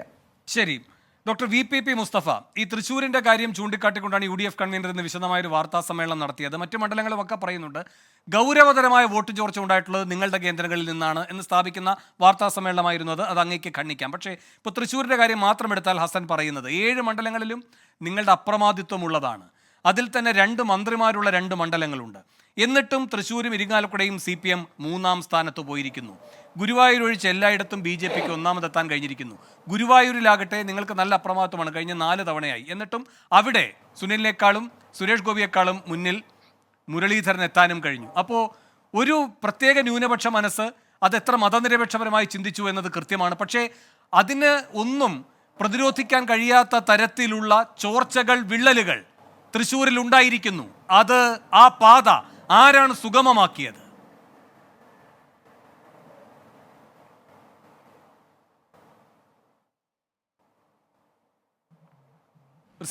സാങ്കേതിക പ്രശ്നമുണ്ട്. VPP മുസ്തഫയിലേക്ക് വരാം. ശരി, കേൾക്കാം. VPP പറഞ്ഞോളൂ. കേൾക്കുന്നില്ല? കേൾക്കാം. തൃശ്ശൂര് ലോക്സഭാ മണ്ഡലത്തിലെ അസംബ്ലി മണ്ഡലങ്ങളിൽ പിറകിൽ പോയിട്ടുണ്ട്. പക്ഷെ അവിടെ മാത്രമാണോ പിറകിൽ പോയത്? നമ്മളെന്തിനാ മറച്ചു വെക്കേണ്ട കാര്യം? നിങ്ങളുടെ മുമ്പിലെല്ലാം കണക്കുകളില്ലേ? കേരളത്തിൽ 140 നിയമസഭാ മണ്ഡലം, അതിൽ ഇപ്പോൾ 99 നിയമസഭാ മണ്ഡലങ്ങളിൽ LDF-ന്റെ MLA-മാരാണ് ഉള്ളത്. പക്ഷേ 111 നിയമസഭാ മണ്ഡലങ്ങളിൽ ഈ ലോക്സഭാ തെരഞ്ഞെടുപ്പിൽ ഇടതുപക്ഷം പിറകോട്ട് പോയിട്ടുണ്ട്. അവിടെ തൃശ്ശൂരിലെ 7 മണ്ഡലങ്ങളിൽ മാത്രമല്ല, കേരളത്തിൽ ഡോക്ടർ VPP മുസ്തഫ ഇപ്പോ ഒറ്റ കാര്യം എന്നിട്ട് അങ്ങ് തുടർന്നോളൂ. ഹസൻ 2 സ്ഥലത്ത് അവർക്ക് തിരിച്ചടി നേരിട്ട സ്ഥലങ്ങൾ പറയുന്നുണ്ട്. ഒന്ന് ഈ പറയുന്ന പോലെ ആലത്തൂർ, 2 തൃശ്ശൂർ. ആലത്തൂരിൽ അവർക്ക് ആശങ്കയില്ല. അതുകൊണ്ടാണ് പറഞ്ഞത് ഈ 111 സ്ഥലങ്ങളിൽ നിങ്ങൾ പിന്നോട്ട് പോയതല്ല ആശങ്കയുണ്ടാക്കുന്നത്. 11 ഇടങ്ങളിൽ 1-ാം സ്ഥാനത്ത് BJP എത്തിയതാണ്. ആ 11 ഇടങ്ങളും നിങ്ങളിൽ നിന്ന് പിടിച്ചെടുത്തതാണ്. അതാണ് ആശങ്ക. എന്തുകൊണ്ടാണ് അങ്ങനെ ആ UDF-ന്റെ കോൺഗ്രസിന്റെ ആ മതനിരപേക്ഷമായ വിലയിരുത്തലിനോട് നിങ്ങൾക്ക് ഇത്ര അസഹിഷ്ണുത? വേണു, നിങ്ങൾ രാഷ്ട്രീയ ചരിത്രം കൃത്യമായിട്ട് അറിയുന്ന ഒരാളല്ലേ? ശ്രീ MM ഹസൻ പറഞ്ഞതിൽ എന്ത് മതനിരപേക്ഷതയാ ഉള്ളത്? ഒറ്റ കാര്യമാണ്, ആലത്തൂരെ പരാജയവും തൃശ്ശൂരിലെ പരാജയവും അവർ തുല്യ നിലയിലല്ല കാണുന്നത്. ഹസൻ പറഞ്ഞത് തൃശ്ശൂരിലെ വോട്ട് ചോർച്ച അമർഷമുണ്ടാക്കുന്നത് എന്നതാണ്. 20,000-ലധികം ഭൂരിപക്ഷത്തിൽ രാധാകൃഷ്ണൻ ജയിച്ച ആലത്തൂരിന്റെ പരാജയം അവരങ്ങനല്ല കാണുന്നത്. അതെ, TN പ്രതാപന് ലഭിച്ച 88,000 വോട്ട്, കോൺഗ്രസിന്റെ വോട്ട് എവിടെ പോയി? അതല്ലേ MM ഹസൻ പറയേണ്ടത്. അത് ഉയർത്തിയ പ്രശ്നമല്ലേ കോൺഗ്രസിനകത്തും കേരള രാഷ്ട്രീയത്തിനകത്തും ഉള്ളത്. പക്ഷേ ശ്രീ വി പി മുസ്തഫ ഇപ്പൊ BJPയും CPM കൂടെ എന്തെങ്കിലും അന്തർധാര ഉണ്ടാക്കി കഴിഞ്ഞാൽ പിന്നെ പ്രതാപന്റെ വോട്ട് മുരളി പിടിക്കാത്തതിന് ആ ക്യാമ്പിനെ പഴിച്ചിട്ട് കാര്യമുണ്ടോ? ഇവിടെ ശക്തമായി പോരാടിയില്ലേ തിരുവനന്തപുരത്ത്? നിങ്ങളാണോ പോരാടിയത്? ശക്തമായി പോരാടിയില്ലേ ആലപ്പുഴയിൽ? നിങ്ങളാണോ പോരാടിയത്? ശക്തമായി പോരാടിയില്ലേ ആറ്റിങ്ങലിൽ? നിങ്ങളാണോ പോരാടിയത്? ഇവിടെയൊക്കെ നിങ്ങളെക്കാൾ ശക്തമായി BJPയുടെ വരവിനെ ചെറുത്തുകൊണ്ട് ഒന്നാം സ്ഥാനത്ത് നിൽക്കാൻ കോൺഗ്രസിന് കഴിഞ്ഞെങ്കിൽ അത് അവരുടെ മതനിരപേക്ഷമായ നിലപാടിന് കിട്ടിയ സ്വീകാര്യതയെ പറയണ്ടേ? UDFന് ആ ക്രെഡിറ്റ് കൊടുക്കണ്ട, ജനങ്ങൾ കൊടുത്തൊരു ക്രെഡിറ്റ് ആയിട്ടെങ്കിൽ നിങ്ങൾ അതിനെ മനസ്സിലാക്കണ്ടേ ജനാധിപത്യപരമായി? കേരളത്തിൽ BJP ആദ്യമായിട്ട് അക്കൗണ്ട് തുറന്നത് ഏതാ? BJPയുടെ പേരിൽ. ഞാൻ മൂവാറ്റുപുഴയിലെ കഴിഞ്ഞ PC തോമസ് ജയിച്ചത് വിടും. BJPയുടെ ചിഹ്നത്തിൽ ആദ്യമായി കേരളത്തിൽ അക്കൗണ്ട് തുറന്നത് നേമത്താണ് 2016 നിയമസഭാ തെരഞ്ഞെടുപ്പിൽ. നിങ്ങൾ ഈ പറയുന്ന രണ്ടാനുകൂല്യങ്ങൾ സഭയ്ക്കകത്ത് കിട്ടിയത് നിങ്ങൾക്കാണ്. അതിന്റെ രണ്ടാനുകൂല്യങ്ങൾ സഭയ്ക്കകത്ത് കിട്ടിയത് നിങ്ങൾക്കാണ്. ഒന്ന്, ശ്രീരാമകൃഷ്ണന് വോട്ട് കൊടുത്തത് ശ്രീരാമനും കൃഷ്ണനും ശിവനും ഒക്കെ അതിലുണ്ട് എന്ന് പറഞ്ഞുകൊണ്ട്. രണ്ട്, രാഷ്ട്രപതി തെരഞ്ഞെടുപ്പിൽ എവിടെയാണ് ഒരു വോട്ട് അപ്പുറത്തേക്ക് മാറിപ്പോയത്? ആ കടങ്കഥ ഇപ്പോഴെങ്കിലും നിങ്ങൾക്ക് കണ്ടെത്താൻ കഴിഞ്ഞിട്ടുണ്ടോ ശ്രീ VP മുസ്തഫ? അല്ല, ഞാൻ കൃത്യമായിട്ട് കോൺഗ്രസ് വോട്ട് ചോർച്ചയുടെ കണക്ക്, അത് BJPയെ ജയിപ്പിച്ചതിന്റെ കണക്ക് പറയുമ്പോൾ എന്തിനാണ് വേണുവിന് ഇത്ര അസഹിഷ്ണുത? അത് പൂർത്തീകരിക്കാൻ പോലും അനുവദിക്കാതെ ഇങ്ങനെ തടസ്സപ്പെടുത്തുന്നത് എന്തിനാ? അപ്പോ കോൺഗ്രസിന്റെ മതനിരപേക്ഷതയെയും കോൺഗ്രസിന്റെ പിന്തുണയെയും എല്ലാം അംഗീകരിക്കാൻ ഞങ്ങൾക്ക് യാതൊരു തടസ്സവുമില്ല. അത് പറയുന്നതിന് മുമ്പേ MM ഹസൻ പറഞ്ഞതിലെ പൊള്ളത്തരം തുറന്നു കാണിക്കേണ്ടതുണ്ട്. കേരളത്തിൽ ആദ്യമായിട്ട് BJP അക്കൗണ്ട് തുറന്നത് 2016 നിയമസഭാ തെരഞ്ഞെടുപ്പിൽ തിരുവനന്തപുരത്തെ നേമം അസംബ്ലി മണ്ഡലത്തിൽ. 2014 ലോക്സഭാ തെരഞ്ഞെടുപ്പിൽ ശ്രീ ശശി തരൂരിന് നേമം അസംബ്ലി മണ്ഡലത്തിൽ ലഭിച്ചത് 32,000 വോട്ട്. പക്ഷെ 2 വർഷം കഴിഞ്ഞ് 2016 എത്തിയപ്പോൾ നിയമസഭാ തെരഞ്ഞെടുപ്പിൽ അവിടെ O രാജഗോപാൽ ജയിക്കുന്നു. 20,000 വോട്ട് കോൺഗ്രസിന്റെ നഷ്ടപ്പെടുന്നു. അവിടെ അസംബ്ലി തെരഞ്ഞെടുപ്പിൽ കോൺഗ്രസ് സ്ഥാനാർത്ഥിക്ക് ലഭിച്ചത് വെറും 12,000 വോട്ട്. പക്ഷെ ഇതേ കെ മുരളീധരനെ പിന്നീട് 2021 നിയമസഭാ തെരഞ്ഞെടുപ്പിൽ നേമത്ത് കൊണ്ടുവന്ന് സ്ഥാനാർത്ഥിയാക്കുകയും അവിടെ കെ മുരളീധരൻ കോൺഗ്രസിന്റെ വോട്ടുകളാകെ പിടിക്കുകയും ചെയ്തപ്പോൾ BJPയുടെ അക്കൗണ്ട് പൂട്ടിച്ചു. അവിടെ V ശിവൻകുട്ടി ജയിച്ചു. ഇത് നമ്മുടെ മുന്നിലെ അനുഭവം. ഇതേ വോട്ടിംഗ് പാറ്റേൺ ആണ് ഇത്തവണ തൃശൂർ ലോക്സഭാ മണ്ഡലത്തിൽ ഉണ്ടായിരിക്കുന്നത്. TN പ്രതാപന് ലഭിച്ച 88,000 വോട്ട് ഇല്ല കോൺഗ്രസിന്റേത്. അത്രയും വോട്ട്, അതിനേക്കാൾ കുറച്ചധികം സുരേഷ് ഗോപി പിടിക്കുന്നു. അദ്ദേഹം അക്കൗണ്ട് തുറക്കുന്നു. ഞങ്ങൾക്ക് യാതൊരു വൈമനസ്യവുമില്ല. പാർട്ടി സംസ്ഥാന സെക്രട്ടറി തന്നെ വ്യക്തമാക്കി കഴിഞ്ഞിട്ടുണ്ട്, കൃത്യമായി പരിശോധിക്കും. അത് ശ്രീ ചേക്കുട്ടി ചൂണ്ടിക്കാണിച്ചതുപോലെ തൃശ്ശൂർ മണ്ഡലത്തിൽ മാത്രമല്ല കേരളത്തിനാകെ BJPയുടെ വോട്ട് വർധനവ് ഉണ്ടായിട്ടുണ്ട്. 3-4% അവരുടെ വോട്ട് വർധനവ് ഉണ്ടായിട്ടുണ്ട്. CPMന്റെ എല്ലാ കേന്ദ്രങ്ങളിലും BJPക്ക് വോട്ട് പോയിട്ടുണ്ട്. കണ്ണൂരിലെ സ്ഥാനാർത്ഥിയും പാർട്ടി സംസ്ഥാന കമ്മിറ്റി അംഗവുമായ സഖാവ് MV ജയരാജൻ ഇന്ന് രാവിലെ മാധ്യമങ്ങളോട് സംസാരിക്കുമ്പോൾ അക്കാര്യം പറഞ്ഞിട്ടുണ്ട്. ഡോക്ടർ VP, ഈ തുറന്ന മനസ്സിനെ ആദരിക്കാതെ വയ്യ. പക്ഷെ എന്തുകൊണ്ട് സംഭവിച്ചു? അല്ല, അത് വളരെ കൃത്യമാണല്ലോ, നമുക്കറിയാലോ. ഈ ദേശീയ തലത്തിൽ ഉണ്ടായിട്ടുള്ള ഒരു ഹിന്ദുത്വ വർഗീയതയുടെ ആശയങ്ങൾ ചിലത് ദൗർഭാഗ്യവശാൽ ഇടതുപക്ഷത്തിലെ ആരെയെങ്കിലും സ്വാധീനിച്ചിട്ടുണ്ടോ? അതുകൊണ്ടാണ് മാഷ് ഇന്നലെ ഗോവിന്ദ മാഷ് സംസാരിക്കുമ്പോൾ വേണു പറഞ്ഞത്, അദ്ദേഹം കൃത്യമായിട്ട് ആശയപരമായും സംഘടനാപരമായും വർഗീയതക്കെതിരായ പോരാട്ടം തുടരേണ്ടതുണ്ട് എന്ന് തന്നെയാണ് ഗോവിന്ദ മാഷ് ഇന്നലെ പറഞ്ഞു വെച്ചിട്ടുള്ളത്. CPM സംസ്ഥാന സെക്രട്ടേറിയറ്റ് ഇറക്കിയ ആദ്യത്തെ ദിവസത്തെ പ്രസ്താവനയിലെ അവസാനത്തെ വാചകവും അതാണ്. ആശയപരമായും സംഘടനാപരമായും വർഗീയതക്കെതിരായ പോരാട്ടം തുടരേണ്ടതുണ്ട്. നല്ലതുപോലെ കാണണം. കാരണം ഇത് 77 ഒരു ആവർത്തനം കൂടി ഈ വോട്ടിംഗ് പാറ്റേണിന്റെ സ്വഭാവത്തിലുണ്ട്. അന്ന് ഉത്തരേന്ത്യയിലെ സാധാരണ മനുഷ്യർ ഇന്ത്യൻ രാഷ്ട്രീയത്തിന് ദിശാബോധം കാണിച്ച് കോൺഗ്രസിന്റെ അധികാര കുത്തക തകർത്തപ്പോൾ അന്നും കേരളത്തിൽ കോൺഗ്രസിനാണ് വോട്ടുകൾ പോയത്. രാജനെ പോലെ എഞ്ചിനീയറിംഗ് വിദ്യാർത്ഥിയായ രാജനെ പോലെ നിരവധി ആളുകളെ കൊന്നൊടുക്കിയ അന്നത്തെ കേരളത്തിലെ കോൺഗ്രസിനാണ് കേരളത്തിലെ പ്രബുദ്ധ ജനത 77 വോട്ട് കൊടുത്തത്.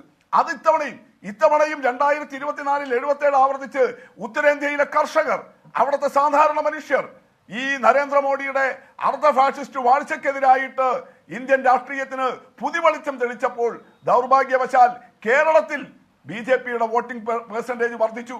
ഇന്ത്യയിലാകെ അവർക്ക് കുറയുകയാണ് ചെയ്തത്.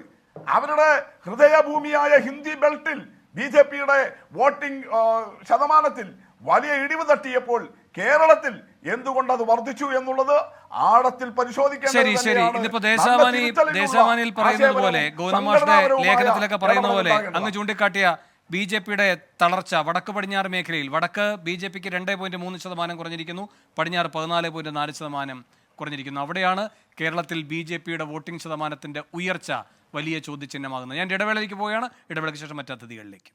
ശ്രീ KP നൗഷാദ് അലി, ഇവിടെ വളരെ തുറന്ന ഒരു സമീപനമാണ് ശ്രീ VPP മുസ്തഫയുടെ വാക്കുകളിൽ നിന്നും കേൾക്കാൻ കഴിയുന്നത്. ആ പാർട്ടി എത്രത്തോളം ഗൗരവത്തോടെ അവരുടെ മേഖലകളിലെ വോട്ട് ചോർച്ചയടക്കം പരിശോധിക്കേണ്ടതുണ്ട് എന്ന് ഗൗരവമായി കാണുന്നു എന്ന് ഡോക്ടർ VPP മുസ്തഫ പറയുന്നു. എന്ന് മാത്രമല്ല, സാധാരണ ഇത്തരം ചർച്ചകളിലൊക്കെ ശ്രീ NP ചെക്കുട്ടിയെ പോലുള്ളവർ ഇങ്ങനത്തെ വിമർശനം നടത്തുമ്പോൾ വളരെ ശക്തമായി വിമർശിച്ചുകൊണ്ട് എതിർക്കുന്നതാണ് കണ്ടിട്ടുള്ളത്. ഇവിടെ അങ്ങനെയല്ല. ചെക്കുട്ടി സാർ പറഞ്ഞ കാര്യങ്ങളിലൊക്കെ ഗൗരവത്തോടെയുള്ള പരിശോധന വേണ്ടതുണ്ട് എന്ന സമീപനവുമാണ് ഡോക്ടർ VPP മുസ്തഫ എടുത്തിരിക്കുന്നത്.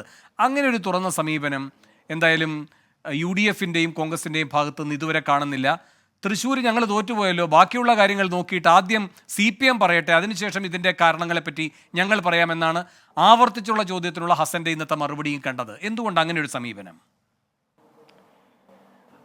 അല്ല, അത് നിങ്ങൾ ചില കോണുകളിലൂടെ നോക്കുമ്പോഴുള്ള പ്രശ്നമായിട്ടാണ് ഞാൻ മനസ്സിലാക്കുന്നത്. കാരണം തൃശ്ശൂരിലെ തോൽവിയെ തുടർന്ന് മുരളീധരൻ തന്നെ പറഞ്ഞ ഒരു വാചകമുണ്ട്, എനിക്ക് പകരം സുനിൽകുമാറാണ് ജയിക്കുന്നതെങ്കിൽ എനിക്ക് വിഷമം ഉണ്ടാകുമായിരുന്നില്ല, BJP ജയിച്ചു പോയി എന്നുള്ളതാണ് എന്നെ പ്രയാസത്തിലാക്കുന്നത് എന്ന് മുരളീധരൻ പറഞ്ഞിട്ടുണ്ട്. അതാണ് തൃശ്ശൂരിലെ തോൽവിയെക്കുറിച്ചുള്ള നിങ്ങൾ ആധികാരികമായിട്ട് ഉദ്ധരിക്കേണ്ട ഒരു വാചകം എന്നാണ് എൻ്റെ അഭിപ്രായം. ഇവിടെ BJP 11 അസംബ്ലി മണ്ഡലങ്ങളിൽ മുന്നോട്ട് വന്നു, 10ഓളം അസംബ്ലി മണ്ഡലങ്ങളിൽ രണ്ടാമത് വരുന്നു, 5000-ൽ താഴെ ഭൂരിപക്ഷത്തിന് മറ്റൊരു 8-9 അസംബ്ലിയിൽ അവർ മൂന്നാമത് വരുന്നു എന്നൊക്കെയുള്ളത് തീർച്ചയായിട്ടും അത് ഇരുത്തി ചിന്തിപ്പിക്കേണ്ട ഒന്നാണ്. നമ്മുടെ ചില നയങ്ങളും ചില നിലപാടുകളും ശൈലിയൊക്കെ പരിഷ്കരിക്കുമെന്നുള്ളത് കേവലം വാചകങ്ങളിൽ ഒതുക്കാതെ ആത്മാർത്ഥമായിട്ട് അത് ചെയ്തിട്ടില്ല എങ്കിൽ നമ്മുടെ ചില കമ്മ്യൂണൽ ഫോഴ്സസും സോഷ്യൽ ഓർഗനൈസേഷൻസും ഒക്കെ ഈ ഒലിച്ചു പോകുന്നതിൻ്റെ ഭാഗമാകും എന്നുള്ളതൊരു വസ്തുതയാണ്. അത് ഈ തെരഞ്ഞെടുപ്പ് അടിവരയിടുന്നുണ്ട്. ഞാൻ CPMനെ സംബന്ധിച്ച് എൻ്റെ ഒരു നിരീക്ഷണം, എൻ്റെ ജില്ലയായ മലപ്പുറത്ത് ഈ പൊന്നാനി പാർലമെന്റ് സീറ്റിൽ CPM ഒരു പരീക്ഷണം നടത്തുമ്പോൾ അതൊരു മുസ്ലിം സാമുദായിക പരിസരത്ത് നിന്നുള്ള ഒരു പരീക്ഷണമാണ് എന്ന മട്ടിൽ അതിനൊരു വ്യാഖ്യാനം വന്നപ്പോൾ CPMന് വോട്ട് ചെയ്ത് ശീലിച്ച വലിയ ഭൂരിപക്ഷ സമുദായ വോട്ട് ബാങ്ക് ഒക്കെ മുസ്ലിം ലീഗിന്റെ കൂടെ നിന്നു എന്നുള്ളതാണ് യാഥാർത്ഥ്യം. അതാണ് പൊന്നാനിയിലും മലപ്പുറത്തൊക്കെ പടുകൂറ്റൻ ഭൂരിപക്ഷം മുസ്ലിം ലീഗിന് ലഭിച്ചത്. ആ പൊന്നാനി പരീക്ഷണത്തിന് നേതൃത്വം വഹിച്ച ആള് എന്നുള്ള ഒരു സാഹചര്യത്തിലാണ് കോഴിക്കോട്ടെ ഇടതുമുന്നണി സ്ഥാനാർത്ഥിയെ ഇതേ ആളുകൾ കണ്ടത്. അതുകൊണ്ട് കോഴിക്കോടൊക്കെ 1.5 ലക്ഷം വോട്ടിന് അദ്ദേഹം തോറ്റു. അപ്പോൾ CPMന്റെ ചില സമീപനങ്ങളൊക്കെ അടിസ്ഥാനപരമായിട്ട് അവർ മാറ്റം വരുത്തേണ്ടതുണ്ട്. രണ്ടാമതായിട്ട് പിണറായി വിജയനെതിരെ വലിയ തോതിലുള്ള ഒരു ജനവികാരമുണ്ട്. എത്ര ഈ CPMകാർ അതിനെ തേച്ച് വെളുപ്പിച്ചിട്ടും കാര്യമില്ല. പിണറായി വിജയൻ അദ്ദേഹം ശരിയല്ല, അദ്ദേഹത്തിൻ്റെ മകളുമായി ബന്ധപ്പെട്ട് വരുന്ന ചില ആരോപണങ്ങൾ, അദ്ദേഹത്തിൻ്റെ മകൻ്റെ ഭാര്യയുടെ പിതാവുമായി ബന്ധപ്പെട്ട് വരുന്ന ആരോപണങ്ങൾ, കുടുംബത്തെ പൊതിഞ്ഞു നിൽക്കുന്ന പല നിഗൂഢതകൾ, അതൊക്കെ ഒരു കമ്മ്യൂണിസ്റ്റ് ശൈലിക്ക് ചേരാത്തതാണ് എന്ന് വിശ്വസിച്ച് വോട്ട് ചെയ്യാതെ വീട്ടിലിരുന്ന നൂറുകണക്കിന് കമ്മ്യൂണിസ്റ്റ് പാർട്ടി പ്രവർത്തകരെ എനിക്ക് പരിചയമുണ്ട്. അപ്പോൾ കമ്മ്യൂണിസ്റ്റ് പാർട്ടി തിരുത്തുന്നത് നല്ലതാണ്. കേരളത്തിൻ്റെ ഒരു പൊളിറ്റിക്കൽ ഫാബ്രിക്കും സന്തുലിതത്വവും നിലനിൽക്കണം. ഇവിടെ ഒരു LDF UDF എന്നത് മാറി മാറി വരുന്ന, അല്ലെങ്കിൽ വലിയ വ്യത്യാസങ്ങളില്ലാതെ ഏറിയും കുറഞ്ഞും മുന്നോട്ട് നീങ്ങുന്ന ഒരു സാഹചര്യം ഉണ്ടാകണം. അതിന് കോൺഗ്രസ് എടുക്കേണ്ട മുൻകരുതലുകൾ കോൺഗ്രസ് എടുക്കണം. CPM തിരുത്തേണ്ടത് CPM തിരുത്തണം. കോൺഗ്രസിലെ ജനാധിപത്യമുണ്ട്, ഞങ്ങൾക്ക് പരസ്പരം വിമർശിക്കാനും തിരുത്തിക്കാനും ഒക്കെ. CPMന് പിണറായി വിജയനെതിരായിട്ട് പറയാൻ ധൈര്യമുള്ള എത്ര പേരുണ്ട് എന്നുള്ളത് വലിയൊരു ചോദ്യമാണ്. വലിയൊരു പ്രതിസന്ധിയിൽ അത്തരത്തിൽ CPM അവർക്ക് മുൻപരിചയമില്ലാത്ത വണ്ണം അകപ്പെട്ടിട്ടുണ്ട്. ശരി. അതിനൊക്കെ തിരുത്തലുണ്ടാകാത്ത പക്ഷം BJP വലിയ തോതിൽ മുന്നേറ്റം ഉണ്ടാക്കും. കാരണം CPM നിന്ന് ഒലിച്ചുപോയ വോട്ടുകൾ അത് തെക്കൻ കേരളത്തിലാണെങ്കിലും മധ്യ കേരളത്തിലാണെങ്കിലും വടക്കൻ കേരളത്തിലാണെങ്കിലും ഒക്കെ അത് വലിയൊരു ചിന്തയെ അവശേഷിപ്പിക്കുന്നുണ്ട്. ഇപ്പൊ ഈ BPP മുസ്തഫയുടെ നാടായ കല്യാശ്ശേരി, പയ്യന്നൂര്, തൃക്കരിപ്പൂര് പോലുള്ള ഇടങ്ങളിലൊക്കെ BJP ഏകദേശം ഇരട്ടിയോളം അവരുടെ വോട്ടുകൾ വർദ്ധിപ്പിച്ചിട്ടുണ്ട്. തളിപ്പറമ്പ് പോലുള്ള സ്ഥലങ്ങളിൽ UDF ലീഡ് ചെയ്യുന്നു. മട്ടന്നൂരും കല്യാശ്ശേരിയും ധർമ്മടത്തും ഒക്കെ നിസ്സാരമായ വോട്ടുകൾക്കാണ് UDF രണ്ടാമത് പോയത്. ഈ വോട്ട് മുഴുവനായിട്ട് കോൺഗ്രസിന് മാത്രമല്ല കിട്ടുന്നത്, BJPയിലേക്കും പോകുന്നുണ്ട്. BJP 90%, 99%, 95% ഒക്കെ അത്തരം നിയമസഭാ മണ്ഡലങ്ങളിൽ വോട്ട് വർദ്ധിപ്പിക്കുന്നത് തീർച്ചയായിട്ടും ഈ CPMന്റെ പ്രവർത്തകരിലുണ്ടായ ഒരു മരവിപ്പ് കാരണമാണ്.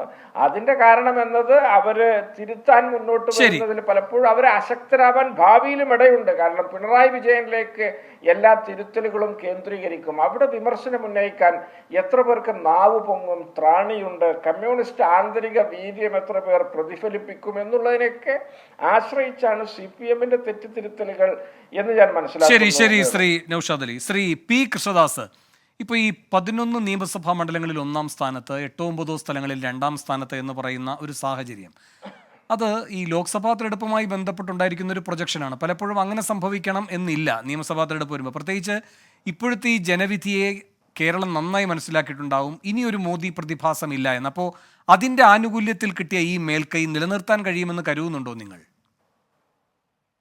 ശ്രീ വേണു, കേരളത്തിന്റെ രാഷ്ട്രീയത്തെ സംബന്ധിച്ച് നിരന്തരമായ LDFും UDFും പയറ്റിക്കൊണ്ടിരിക്കുന്ന ഒരു രാഷ്ട്രീയം BJPയെ ഒരു കാലത്തും ജയിക്കാൻ അനുവദിക്കാതിരിക്കുക എന്നുള്ളതാണ്. ആ ഒരു രാഷ്ട്രീയം തിരുവനന്തപുരത്തുണ്ട്, തൃശ്ശൂരിലുണ്ട്. ഈ തെരഞ്ഞെടുപ്പിലും അത് പറഞ്ഞിരുന്നു.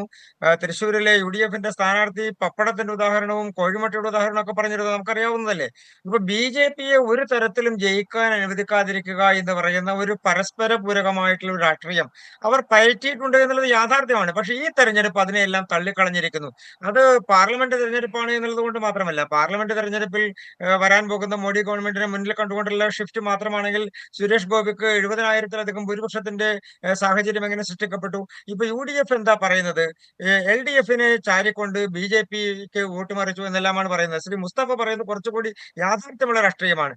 BJPക്ക് വോട്ട് കിട്ടിയിട്ടുള്ള മണ്ഡലം തൃശ്ശൂരിൽ കൂടുതൽ കിട്ടിയപ്പോ തൃശ്ശൂരിൽ ഇടതുപക്ഷത്തിന് വോട്ട് കുറഞ്ഞിട്ടില്ല, അവർക്ക് കൂടുകയാണ് ചെയ്തിട്ടുള്ളത്.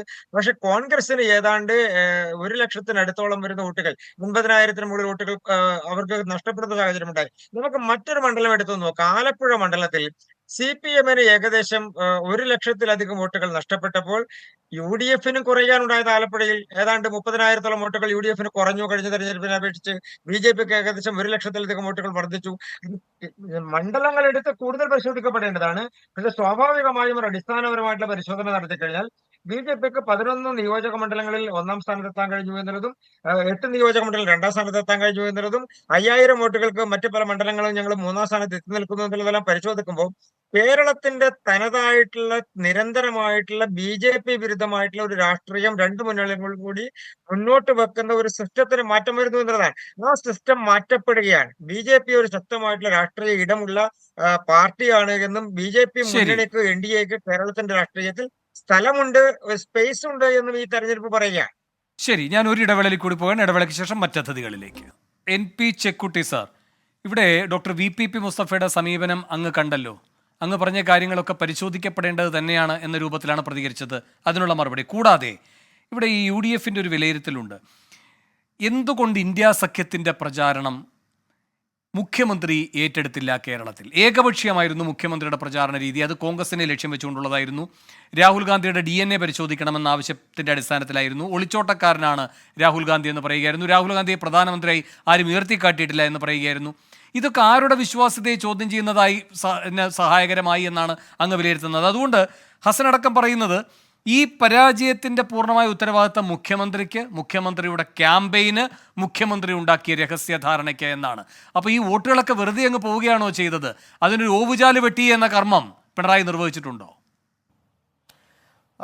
മുസ്തഫ പറഞ്ഞതിനോട് എനിക്ക് സന്തോഷമുണ്ട്. കാരണം അവരുടെ പാർട്ടിയിൽ യഥാർത്ഥത്തിലുള്ള ഒരു ഇൻറ്റേർണൽ റീതിങ്കിങ് നടക്കുന്നുണ്ട്, അല്ലെങ്കിൽ അതിനുള്ള സാധ്യതകളുണ്ട് എന്നാണ് അദ്ദേഹത്തിൻ്റെ ഈ വാക്കുകളിൽ നിന്ന് എനിക്ക് മനസ്സിലാവുന്നത്. CPM അങ്ങനെ ആയിരുന്നില്ല. വളരെ അടഞ്ഞ ഒരു മനോഭാവത്തോടു കൂടി വ്യത്യസ്തമായ അഭിപ്രായം പറയുന്ന ആളുകളെ അടിച്ച് ഒതുക്കുന്ന ഒരു സമീപനമായിരുന്നു കഴിഞ്ഞ 20 കൊല്ലക്കാലമായിട്ട് ഞാൻ അനുഭവിച്ചിരുന്നത്. അപ്പോൾ സ്വാഭാവികമായിട്ടും പിന്നെ വിമർശകരായിട്ടുള്ള ആളുകൾ ഇടതുപക്ഷത്തിൻ്റെ ഭാഗത്തു നിന്നുള്ള വിമർശനങ്ങളാണ്. ഇതൊന്നും വലതുപക്ഷത്തുള്ള ആളുകളല്ല. ഞങ്ങളാരും കോൺഗ്രസ്സുകാരോ BJP-ക്കാരോ ഒന്നുമല്ല. ഇടതുപക്ഷത്തിൻ്റെ രാഷ്ട്രീയ പ്രവർത്തനം നടത്തിയിട്ട് പൊതുജീവിതത്തിൽ ദീർഘകാലം നിന്ന ആളുകളാണ് ഈ കാര്യങ്ങൾ പറയുന്നത്. അപ്പോൾ അതുകൊണ്ട് ഇടതുപക്ഷം എന്ന് പറയുന്നത് കേരളത്തിൽ തകർന്നു കഴിഞ്ഞാൽ പിന്നെ സ്വാഭാവികമായിട്ട് എന്താണ് വരാൻ പോകുന്നത്? വലതുപക്ഷത്തിൻ്റെ ഒരു അസർഷൻ വരും. ആ കേരളത്തിൽ ഇപ്പോൾ സംഭവിച്ചുകൊണ്ടിരിക്കുന്നതാണ്. കേരളത്തിൽ കോൺഗ്രസ് ഒരു സെൻട്രൽ ലെഫ്റ്റ് പാർട്ടിയാണ്. ഇടതുപക്ഷ പ്രസ്ഥാനങ്ങൾ വേറെയുണ്ട്. വലതുപക്ഷം എന്ന് പറയുന്ന ഒരു പ്രധാനപ്പെട്ട ഏരിയ അവിടെ ബ്ലാങ്കായിട്ട് നിൽക്കുകയായിരുന്നു കേരളത്തിൽ കുറേ കാലങ്ങളായിട്ട്. ഇപ്പോൾ BJP വളരെ ശക്തമായിട്ട് ആ പ്രസൻസ് അവിടെ ഉണ്ടാക്കുന്നു. അവിടേക്ക് സ്വാഭാവികമായിട്ടും ഇടതുപക്ഷത്ത് അടക്കമുള്ള ആളുകൾ അങ്ങോട്ട് ആകർഷിക്കപ്പെടുന്നു. എന്തുകൊണ്ട്? ഇടതുപക്ഷ രാഷ്ട്രീയത്തിൻ്റെ അടിസ്ഥാനപരമായിട്ടുള്ള പ്രിമൈസസിൽ അതിൻ്റെ നിലപാടുകളിൽ കോംപ്രമൈസ് എന്നുള്ളതാണ് പ്രശ്നം. ഇടതുപക്ഷം പൊടിയും മറ്റേ ഇത് കൊടുവാളും മാത്രം പോരാ, രാഷ്ട്രീയമായിട്ട് ഇടതുപക്ഷ രാഷ്ട്രീയം കൂടി വേണം. ഇടതുപക്ഷ രാഷ്ട്രീയം വീട്ടിൽ വെച്ച് വന്ന് കൊടിയും കൊടുവാളും മാത്രമായിരുന്നാൽ ജനങ്ങൾ മുഴുവൻ BJP-യുടെ കൂടെ പോകും. അതാണ് സംഭവിച്ചുകൊണ്ടിരിക്കുന്നത്. ഇടതുപക്ഷ രാഷ്ട്രീയം തിരിച്ചു കൊണ്ടുവരിക. പക്ഷേ ഇവിടെ ഒരു സംഭവം യഥാർത്ഥത്തിൽ കേരളത്തിൽ സംഭവിച്ചുകൊണ്ടിരിക്കുന്നത് ഞാൻ നേരത്തെ പറഞ്ഞു, പിണറായി വിജയൻ ഒരു ആള് പറഞ്ഞു കഴിഞ്ഞാൽ ആരും കമ്മ്യൂണിസ്റ്റുകാരൊന്നും അങ്ങോട്ട് വോട്ട് കൊടുക്കില്ല. അയാളുടെ കുടുംബക്കാരൊക്കെ കൊടുക്കുമായിരിക്കും. തീർച്ചയായും ഇപ്പൊ സംഭവിച്ചിരിക്കുന്ന വോട്ട് ഷിഫ്റ്റ് കേരളത്തിലെ വോട്ട് ഷിഫ്റ്റ് അല്ല, അങ്ങനെ കൈമാറ്റം ചെയ്യുക എന്നതല്ല. ഇടതുപക്ഷ രാഷ്ട്രീയത്തിന്റെ ശോഷണത്തിന് കാരണമാകുന്ന സമീപനം പിണറായിയുടെ ഭാഗത്തു നിന്നുണ്ടാകുന്നുണ്ടോ? 75% ഇടതുപക്ഷത്തു നിന്നുള്ളതാണ്, തർക്കമില്ല. അതിന് കാരണം രാഷ്ട്രീയമായിട്ട് അവരുടെ ഭാഗത്തുള്ള ഒരു കോംപ്രമൈസിങ് പൊസിഷനാണ്. ഇടതുപക്ഷ രാഷ്ട്രീയം അവർ അബാൻഡൻ ചെയ്തുകൊണ്ടാണ്. ഈ ഒരു റിയാലിറ്റി മനസ്സിലാക്കിക്കൊണ്ട് ഇടതുപക്ഷ രാഷ്ട്രീയത്തെ തിരിച്ചു പിടിക്കുക എന്നുള്ള പ്രധാനപ്പെട്ട ഒരു കടമയുണ്ട്. VS ഒരു കാലത്ത് 2000-ന് ശേഷമുള്ള കാലത്ത് കമ്മ്യൂണിസ്റ്റ് പാർട്ടിക്കകത്തുനിന്ന് വലിയ ഒഴുക്ക് പുറത്തേക്ക് തടഞ്ഞു നിർത്തിയത് VS അച്യുതാനന്ദനായിരുന്നു. ഇപ്പോൾ VS ഇല്ല. അപ്പോൾ സ്വാഭാവികമായിട്ടും ഈ പിണറായി എന്ന് പറഞ്ഞ ഒരാൾക്ക് മാത്രം യഥാർത്ഥത്തിൽ പാർട്ടിയെ ഒന്നിച്ചു നിർത്താൻ കഴിയില്ല. പാർട്ടിക്കകത്ത് ആഭ്യന്തര ജനാധിപത്യം പുനഃസ്ഥാപിക്കപ്പെടണം. ശരി, ഞാൻ ഒരു ഇടവേളയിൽ കൂടി പോകുന്ന ഇടവേളയ്ക്ക് ശേഷം VPPയുടെ അവസരമാണ് ഇടവേള. ഡോക്ടർ VPP മുസ്തഫ, ഇവിടെ അങ്ങ് പറഞ്ഞതുപോലെ തന്നെ ഗോവിന്ദമാഷിന്റെ ലേഖനം തീരുന്ന ഇങ്ങനെയാണ്: ആവശ്യമായ തിരുത്തൽ വരുത്തും. ജനാധിപത്യത്തിൽ ജനങ്ങളാണ് യജമാനന്മാർ. അവർ നൽകുന്ന മുന്നറിയിപ്പ് പരിഗണിച്ച് തിരുത്തേണ്ട കാര്യങ്ങൾ തിരുത്തി മുന്നോട്ട് പോകും. ജനങ്ങൾ അഭിമുഖീകരിക്കുന്ന വിഷയങ്ങൾ സജീവമായി ഏറ്റെടുത്ത് അവരോടൊപ്പം ചേർന്ന് LDF പ്രയാണം തുടരും. ആശയപരമായും സംഘടനാപരമായിട്ടുള്ള ഇടപെടൽ ഉറപ്പാക്കും. ഇഴകീറി പരിശോധിക്കും പരാജയത്തിന്റെ കാരണം. അവിടെ ശ്രീ ചെക്കുട്ടി സാറൊക്കെ ചൂണ്ടിക്കാട്ടിയതുപോലെ നിങ്ങൾ ഈ ഭരണവും സമരവും എന്ന് പറയുന്ന പോലെ തന്നെ പാർട്ടി ഇതിൽ നിന്ന് പാഠം പഠിക്കുമെന്ന് പറയുമ്പോൾ പാർട്ടിക്ക് പുറത്ത് മാത്രം നടത്തേണ്ട യുദ്ധങ്ങളല്ല, പാർട്ടിക്കകത്തും നടത്തേണ്ട യുദ്ധത്തിൻ്റെ ഒരു ഘട്ടമുണ്ട് എന്ന ഒരു ഓർമ്മിപ്പിക്കൽ കൂടിയാകുന്നുണ്ടോ ഈ അനുഭവം?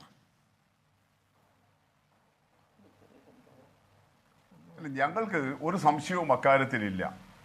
ഒന്ന് നമ്മൾ കാണേണ്ടത്, ഞാൻ ആദ്യം ഈ പറഞ്ഞ വിഷയത്തിലേക്ക് വരാം. പക്ഷേ കേരളത്തിലെ ഈ തെരഞ്ഞെടുപ്പിലെ പരാജയം അത് ഇടതുപക്ഷത്തിന്റെ എന്തോ വല്ലാതെ കൂമ്പടക്കുന്ന ഒരു പരാജയമാണ്, വേറെ യാതൊരു ഘടകവും ഇതിനകത്തില്ല എന്ന ഒരൊറ്റ ലളിതവൽക്കരണത്തിലേക്ക് കൊണ്ടുവരരുത്. കേരളത്തിലെ തെരഞ്ഞെടുപ്പ് വിധിയിൽ ധാരാളം ഘടകങ്ങളുണ്ട്. അതിൽ ഇടതുപക്ഷം ഇപ്പോൾ താങ്കൾ ഉദ്ധരിച്ച മാഷിന്റെ ലേഖനത്തിൽ ചൂണ്ടിക്കാണിച്ചതുപോലെ ഗൗരവമായി പരിശോധിക്കേണ്ട വസ്തുതകളുണ്ട്. പക്ഷെ 1980 തൊട്ട് LDF UDF രണ്ട് മുന്നണികളായി കേരള രാഷ്ട്രീയം ധ്രുവീകരിക്കപ്പെട്ട ശേഷം നടന്ന 11 ലോക്സഭാ തെരഞ്ഞെടുപ്പുകളിൽ 8 എണ്ണത്തിലും UDF-ന് തന്നെയാണ് മേൽക്കൈ ലഭിച്ചിട്ടുള്ളത്. 98-ഉം 99-ഉം 2004 3 തവണ മാത്രമേ ഇടതുപക്ഷത്തിന് നല്ല മേൽക്കൈ ഉണ്ടായിട്ടുള്ളൂ. ഇത് തെരഞ്ഞെടുപ്പ് രാഷ്ട്രീയത്തിലെ കേരളത്തിന്റെ ലോക്സഭാ തെരഞ്ഞെടുപ്പുകളുടെ പാറ്റേൺ അങ്ങനെയാണ് എന്നുള്ളൊരു വസ്തുതയുണ്ട്. ദേശീയ രാഷ്ട്രീയം 2019-ലേതുപോലെ 2024-ലും എങ്ങനെയാണ് കേരളത്തിലെ വിധിയെഴുത്തിനെ സ്വാധീനിച്ചത്, ആ ഘടകവുമുണ്ട്.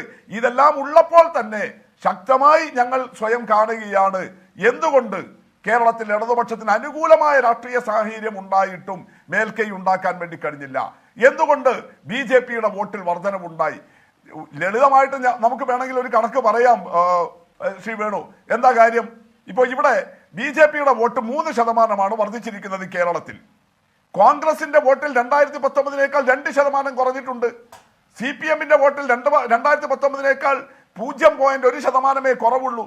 ഞങ്ങൾക്കതെല്ലാം കോൺഗ്രസിന്റെ ചുമലിലിട്ടിട്ട് പോകാം, അതല്ല പറഞ്ഞത്. കൃത്യമായിട്ട് ഞങ്ങൾ പറഞ്ഞു. ഞാൻ പറഞ്ഞല്ലോ, MV ജയരാജന്റെ ഒരു ചാനലിനുള്ള ഇന്റർവ്യൂവിലെ റിപ്പോർട്ട് പുറത്തു വന്നിട്ടുണ്ട്, നിങ്ങൾ അതും കൂടി നോക്കൂ. കൃത്യം തന്നെയാണ്. അപ്പൊ അതുകൊണ്ട് BJPയുടെ വോട്ട് ഷെയറിലെ വർധനവ് കാണണം. അവിടെ മറ്റൊരു പ്രവണത കൂടി പ്രത്യേകിച്ച് കാണേണ്ടതുണ്ട്. കാസർഗോഡ് നിങ്ങൾ പറഞ്ഞതുകൊണ്ട് പറയുക, കേരളത്തിൽ ഈ 2014 ശേഷം മോഡി വാഴ്ചയുടെ കാലത്ത് ഇന്ത്യയിൽ പലയിടത്തും ഉണ്ടായിട്ടുള്ള BJPയുടെ ഒരു ബൂമിംഗ് കേരളത്തിലുമുണ്ട്. പക്ഷെ അതിനു മുമ്പേ കേരളത്തിൽ BJPക്ക് സ്വാധീനമുള്ള 2 മണ്ഡലങ്ങളാണ് മഞ്ചേശ്വരവും കാസർഗോഡും. 57 മുതൽ BJPക്ക് സ്വാധീനമുള്ള 2 മണ്ഡലങ്ങളാണ് മഞ്ചേശ്വരവും കാസർഗോഡും. ആ രണ്ടിടത്തും ഈ തെരഞ്ഞെടുപ്പിൽ BJPക്ക് വോട്ട് കുറയുകയാണ് ചെയ്തത്. വേണു ആ 2 മണ്ഡലത്തിൽ കുറഞ്ഞു. 2019 2021 ആ മണ്ഡലക്കാരിയായ മഞ്ചേശ്വരക്കാരിയായ സ്ഥാനാർത്ഥിയായിട്ട് പോലും NDAക്ക് വോട്ട് കുറഞ്ഞു. എന്നാൽ കാസർഗോഡ് പാർലമെന്റ് മണ്ഡലത്തിലെ മറ്റെല്ലാ മണ്ഡലങ്ങളിലും BJPക്ക് നേരത്തെ സ്വാധീനം കുറഞ്ഞിരുന്ന മണ്ഡലങ്ങളിൽ അത് കേരളത്തിലാകെ കാണുന്ന വിധത്തിൽ വോട്ട് വർദ്ധിച്ചു. ഇത് ഗൗരവമായിട്ട് പരിശോധിക്കും. പക്ഷെ അതിനെ മുഴുവൻ ഒരു പിണറായി വിരുദ്ധതയിൽ കൊണ്ടുപോയി തളച്ചാൽ പ്രശ്നം തീരുമോ? അവിടെയാണ് ഞങ്ങൾക്കുള്ള പ്രശ്നം.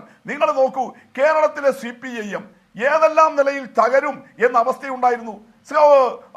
ഗൗരി അമ്മ പാർട്ടിയിൽ നിന്ന് പുറത്തു പോകുന്ന അവസ്ഥയുണ്ടായപ്പോൾ 90കളുടെ തുടക്കം, അന്ന് ആണ് പിണറായി സംസ്ഥാന രാഷ്ട്രീയത്തിലേക്ക് ഗൗരവമായിട്ട് വരുന്നത്, സംസ്ഥാന സെക്രട്ടേറിയറ്റിന്റെയും നേതൃരൂപത്തിലേക്കും വരുന്നത്. അന്ന് ആ തിരിച്ചടി പാർട്ടിക്ക് നേരിടാതിരിക്കാൻ അന്ന് മുതൽ പിണറായി എടുത്തിട്ടുള്ള ഒരു നേതൃശേഷിയില്ലേ? കേരളത്തിലെ പാർട്ടിയെ ബാധിച്ച വിഭാഗീയത ഗൗരവമായി പാർട്ടി കേന്ദ്ര കമ്മിറ്റി പലതവണ ചൂണ്ടിക്കാണിച്ചത്. അതിൽ പാർട്ടിക്ക് പോറൽ വരാതിരിക്കാൻ, VS പോലും പാർട്ടിക്ക് നഷ്ടപ്പെടാതിരിക്കാൻ, VSന് ഇവിടെ ഉദ്ധരിച്ചല്ലോ, അതുകൊണ്ട് പറയുക, VS പോലും ഈ പാർട്ടിക്ക് നഷ്ടപ്പെടാതിരിക്കാൻ അന്ന് സംസ്ഥാന സെക്രട്ടറി ആയിരുന്ന പിണറായി കാണിച്ചിട്ടുള്ള ജാഗ്രത. അദ്ദേഹത്തിനെതിരായിട്ട് ഏതെല്ലാം തരത്തിൽ കേന്ദ്രീകരിച്ച് അതുകൊണ്ട് തന്നെ ആക്രമണം നടക്കുന്നു. 2006 നിയമസഭാ തെരഞ്ഞെടുപ്പിന്റെ തൊട്ടു മുമ്പ് ലാവ്ലിൻ കേസ് CBIക്ക് വിട്ടുകൊണ്ട് അന്ന് ഉമ്മൻചാണ്ടി ഗവൺമെന്റ് എടുത്ത നിലപാട്, ആ കേസിൽ ഹൈക്കോടതി വരെയുള്ള വിധികൾ എന്താ ഇപ്പം? നിങ്ങൾ അത് പറ. അവിടെ സുപ്രീം കോടതിയിൽ കേസ് മാറ്റിവെക്കുന്നത് ഞങ്ങൾ തമ്മിലുള്ള അന്തർധാര എന്ന് പറയുന്നു. ഹൈക്കോടതി പോലും ആ കേസിൽ പിണറായി വെറുതെ വിട്ടില്ലേ? അതെന്ത് അന്തർധാരയുടെ അടിസ്ഥാനത്തിലായിരുന്നു? അപ്പോ അന്ന് തൊട്ട് പിണറായിയെയും കുടുംബത്തെയും വേട്ടയാടുന്നുണ്ട്. അതിനൊറ്റ കാരണമേ ഉള്ളൂ, കേരളത്തിൽ CPMനെ ദുർബലപ്പെടാതെ നോക്കുന്നതിലെ ഇന്നത്തെ കാലത്തെ ഏറ്റവും പ്രധാനപ്പെട്ട നേതൃത്വം അദ്ദേഹമാണ്. അതുകൊണ്ട് CPMനെ ദുർബലപ്പെടുത്തണമെങ്കിൽ പിണറായി എന്ന നേതൃരൂപത്തെ ദുർബലപ്പെടുത്തണം. അതിനു വേണ്ടിയിട്ടുള്ള വ്യാജ പ്രചരണങ്ങൾ അദ്ദേഹം നേതൃത്വം കൊടുത്തിട്ട് നിങ്ങൾ ഈ പറഞ്ഞ പിണറായി അഴിമതിക്കാരനാണ്, കള്ളനാണ് എന്ന് സ്ഥാപിക്കാൻ 2021 നിയമസഭാ തെരഞ്ഞെടുപ്പിൽ എന്തെല്ലാം പറഞ്ഞിരുന്നു നൗഷാദ് അലി? എന്നിട്ട് കേരളത്തിലെ ജനത എങ്ങനെയാണ് സ്വീകരിച്ചത്?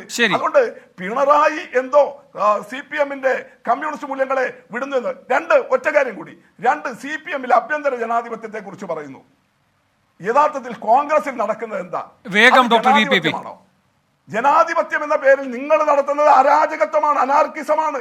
യഥാർത്ഥത്തിൽ ഇന്റേണൽ ഡെമോക്രസി എന്ന് പറയുന്നത് ഏറ്റവും ശക്തമായിട്ടുണ്ട്. അത് കുറെ കൂടി ശക്തിപ്പെടുത്തണം. ഇന്നത്തെ കാലത്തിനനുസരിച്ച് CPMന്റെ ആഭ്യന്തര ജനാധിപത്യം കൂടുതൽ ശക്തിപ്പെടുത്തണം. നല്ല വിമർശനവും സ്വയം വിമർശനവും മുമ്പുണ്ടായതുപോലെ കൂടുതൽ ശക്തമായി തിരിച്ചു വരണം. ഈ നിലയിലെല്ലാം പാർട്ടിക്ക് വരാൻ കഴിയും. അങ്ങനെ തന്നെയാണ് 2019 തിരിച്ചടി അതിജീവിച്ച് 2020 2021 ഞങ്ങൾ വന്നത്. ഈ തിരിച്ചടിയെയും ഞങ്ങൾക്ക് അതിജീവിക്കാൻ കഴിയും. ശരി, എന്തായാലും തൃശ്ശൂരിലെ ജനവിധി വലിയ ചോദ്യങ്ങളാണ് ഉയർത്തുന്നത്. കോൺഗ്രസിന് തൽക്കാലം അതുമാത്രം പരിശോധിച്ചാൽ മതിയാകും. പക്ഷേ CPMന് പരിശോധിക്കാൻ ഒരുപാട് കാര്യങ്ങളുണ്ട്. ഇതോടെ ന്യൂസ് ഈവനിംഗ് അവസാനിക്കുകയാണ്. ഇനി ഇപ്പോൾ കിട്ടിയതുമായി പ്രജിൻസി കണ്ണൻ.